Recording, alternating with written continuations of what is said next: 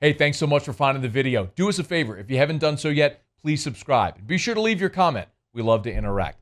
Enjoy the video.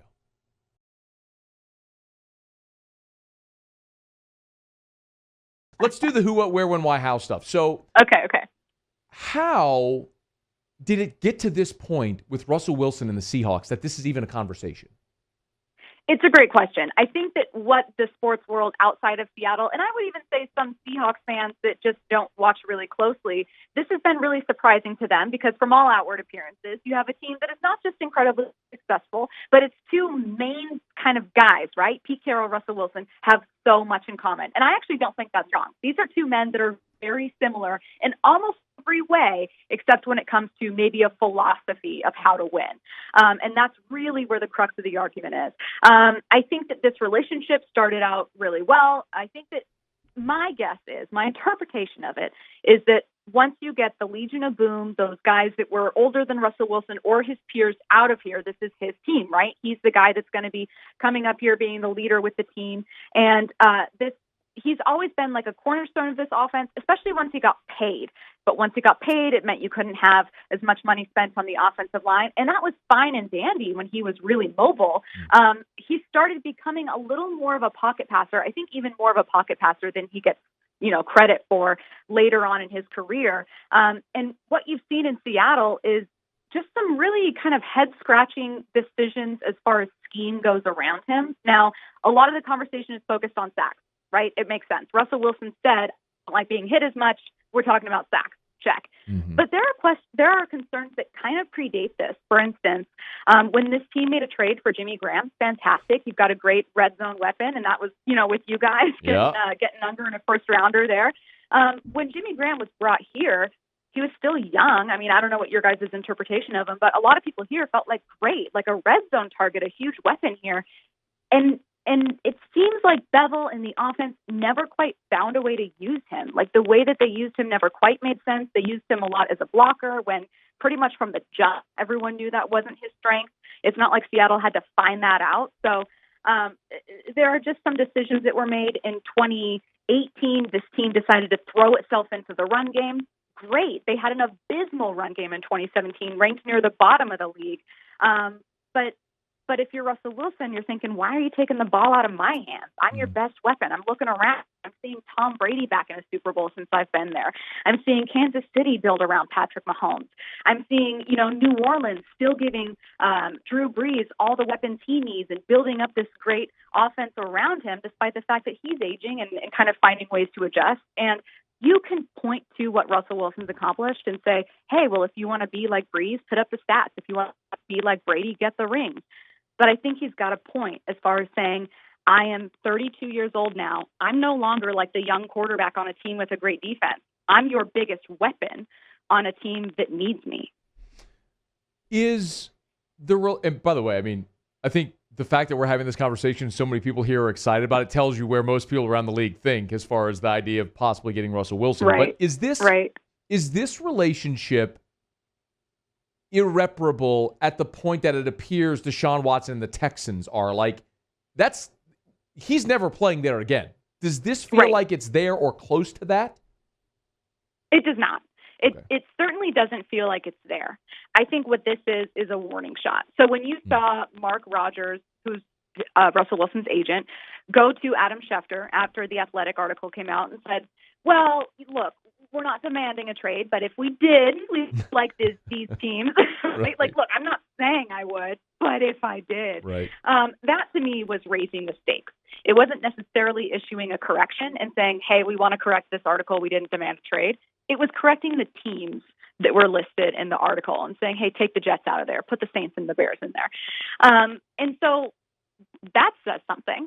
That's a very intentional move. That's a move that raises the stakes, that calls the Seahawks on their bluff. So for anyone thinking it's a non-story or not a real possibility, frankly, I think you're wrong. This is a huge story. It is a very real possibility that Russell Wilson could be out of a Seahawks uniform in the relative near future.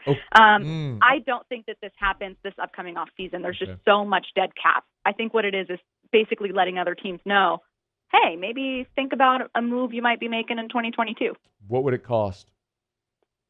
Oh, man. Well, John Schneider is someone who is incredibly frugal as a GM. He is not opposed to making big moves, but he really focuses on winning trades like any GM would. I what Mike Silver said. I feel like he's pretty well connected with that front office, as is Mike Garafolo. I think they're looking at something like 3 first-rounders or something that would offset certainly the dead cap that they would take on. And then, of course, you've got to get a quarterback in the interim because Seattle's successful. They aren't picking up in the high rounds where they're going to get a future franchise guy. So you need to give them something. If you're New Orleans, is it Taysom Hill? If that's not going to satisfy Seattle, what else do you throw in? So if I were to build a hypothetical, and obviously and this is just your opinion, I mean, unless if you know the wish list of the Seahawks right. management, what if I threw in like a hypothetical that was, what you mentioned, like 3 first-round picks or 2 1s and a 2 and right. a player, maybe someone like Eric McCoy, a starting offensive lineman, very good young starting offensive lineman. Mm-hmm. Is that something that seems like that could get it done? You know what? This is where it gets to a really interesting conversation, right? Because if I do think you're onto something there as far as saying how can we sweeten the pot here. John Schneider loves as many bites at the apple as he could possibly get in the draft. I think that's going to be his priority. But I want to take a quick step back and make it clear that I don't think that their first priority as an organization for either Wilson, Carroll, or Schneider, though he's not discussed as much here, is to move on from Wilson. I think that they're smart football people who recognize how difficult it is to find someone this good. But I also think they recognize that to move forward, they need budging from either Wilson or Carroll, both of whom are incredibly stubborn and focused and competitive men. How do you move forward with that? So again, as far as what it would take, I would focus on draft picks, number one, the number one priority. If Schneider were to ever budge on 3 first-rounders, ever, when you throw in the offensive lineman, I think you get to what do you want, Russell Wilson? If you want to go somewhere else, do you want to go to a place that's giving one of its offensive linemen away to get you? You're going to get better protection there. So I don't know. Russell Wilson has to approve the trade also. I don't know whether he's going to have to approve the parameters of it. If Seattle says we like what we're getting, it's do you want to go there or not for him, right? Not who do you want us to get? That's not your call. Right. I think though, I feel like I've heard here pretty consistently from everyone in the building, some of whom know this organization well, that anything less than 3 first-rounders would be laughable. Okay. And after seeing Stafford being involved 2 first there, I don't know. I can see that happening. And Stacy Rost is our guest for a couple more minutes. She's on Twitter at Stacy Rost, ROST, 710 ESPN Seattle. Is this a Carroll or Wilson management needs to make their decision? You're going to have to pick a side eventually. Something has to give, and one of those guys isn't going to continue in this organization. It's starting to feel like that. I mean, I hope that's not the case. I, as a reporter, selfishly, right? No one's asking me, well, how do you feel? But I'm just going to offer it. I personally selfishly like covering Pete Carroll. I like covering a team that has a franchise quarterback. Every reporter does. You like it when the coach isn't a jerk, and you like it when the quarterback plays well. It's way more fun when you're covering a good team. It is. Of course it is. Exactly. So I selfishly hope they can work it out. What I know about Pete Carroll is that he is a man who has been set in his way for decades. And one of the kind of fundamental sins that you can make as a head coach and as an organization and a team is not knowing who you are. Pete Carroll has decided who he is. I don't know that he's going to budge on that. Likewise, Russell Wilson is someone who cares more than anything in the world about winning. Yeah, I'm sure both men love their families. We all know that. But when I'm talking about on the field for a job, this is a man who cares about his legacy and cares about winning. And I don't know why anyone is shocked that a top quarterback in the league cares very much about succeeding and being the best. You kind of have to be a little crazy to get to this level. So that shouldn't surprise anyone. Tom Brady isn't out here talking about how humble he is and bashful. Oh, shucks. Who, me, Tom Brady? No. Everyone wants to be the best. And so he probably won't budge either on how he thinks that's going to happen. So I think that the only thing that solves this might be either ownership stepping in and saying, figure it out, talk to each other, because I'm not firing Carroll and I'm not letting Wilson get traded. Figure it out. Maybe it's 2 men who do have a good relationship, right? They started out by all outward appearances, with a fantastic relationship. Again, they have far more in common than they are kind of different. They have quite similar mindsets, actually, which is why this is also fascinating. If they can get together and just say, look, let's figure out, maybe you oversee more of the offense. Maybe a third party gets involved, and helps, negotiate some of those conversations. The more that this goes on, the more Mark Rodgers speaks publicly and the less you hear from the Seahawks, the less confident I feel Russell Wilson's here in 2022. To be clear, you think he plays in Seattle in 2021, but likely could be dealt in 2022. So this was my last question is, do you think Russell Wilson will finish his current contract in Seattle, which runs through 2023? I mean, I'm not going to say does he finish his career there, because, I mean, who knows what's going to happen 5-10 years from now. But right. Do you think he finishes that current contract in Seattle through 2023?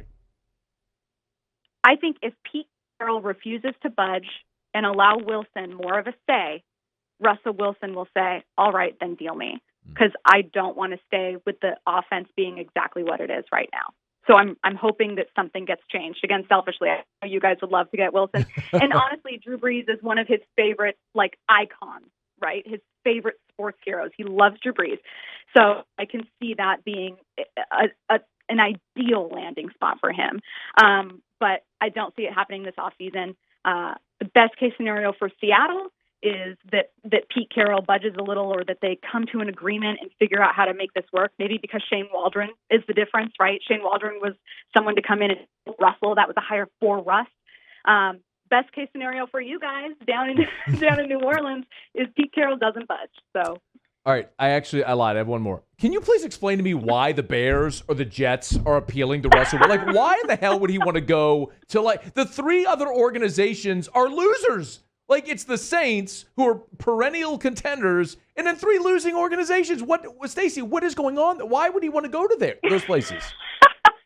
I have no idea. I can understand. Oh, good. Why, it's not just Dallas me then. Yes, good. No. It's not just you. I think, in fact, the original article in The Athletic said the Jets were one of them, and I liked that Mark Rodgers, when he went and told Adam Schefter the teams the Jets were out. It's almost like he was like, "Excuse me, sir, I just need to correct you. Take the Jets off here. We are not going there." The Bears too. What do you think? The Raiders. What's the Raiders? Why the Raiders? I mean, the Raiders haven't been relevant since Ice Cube was wearing Raiders hats in the 80s. I mean, what is this? It's anyway. All right. I mean, maybe it's Vegas. Who knows? Who can say? Maybe. Who can say? All right. Stacy Rost, our guest. Great stuff. Really appreciate a couple of minutes. Be well. I'll probably bother you again somewhere down the line. No problem. Have a good one. Hey, thanks so much for watching. Please leave your comments. I love to interact. And be sure to hit the red subscribe button below.